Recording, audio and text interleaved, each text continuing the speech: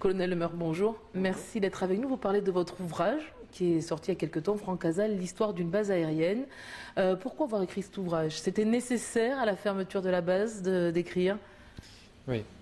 Fermer une base aérienne, ça comporte un certain nombre de choses qui sont absolument indispensables de faire. Accompagner le personnel, fermer les unités aériennes, mais aussi, puisque là il s'agissait vraiment de la fermeture définitive de la base de Franck Casal, laisser un témoignage du passé, de cette histoire absolument extraordinaire. C'est comme la première base aérienne de l'armée de l'air, premier terrain d'aviation civile publique de Toulouse, donc il fallait écrire son passé, et avec une belle équipe, nous l'avons fait.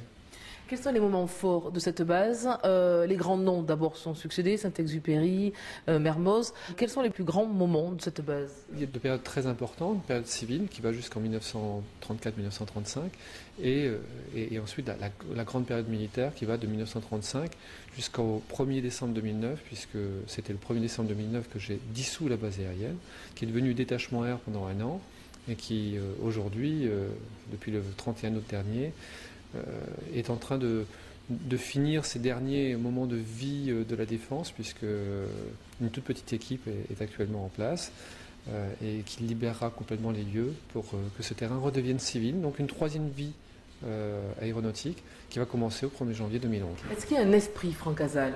Tous les équipages, qu'ils soient pilotes, qu'ils soient navigateurs, qu'ils soient mécaniciens, radio, loadmaster, tous sans exception ont eu une formation au centre d'instruction des équipages de transport, donc centre d'excellence de la formation, centre dans lequel les gens n'apprenaient pas à piloter, mais à travailler en équipage.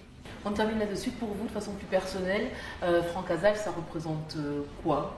En ce qui me concerne, le SIET, ça a été un passage en tant que stagiaire pour acquérir les premières compétences pour pouvoir naviguer. Ça a été en tant que moniteur, donc une deuxième étape de ma carrière. Ça a été ensuite en tant que chef de spécialité. Et donc, trois passages importants sur Franck Casal, qui a été aussi le tout début de ma carrière, puisqu'avant d'être stagiaire au SIET, il fallait apprendre le métier, avoir ses ailes.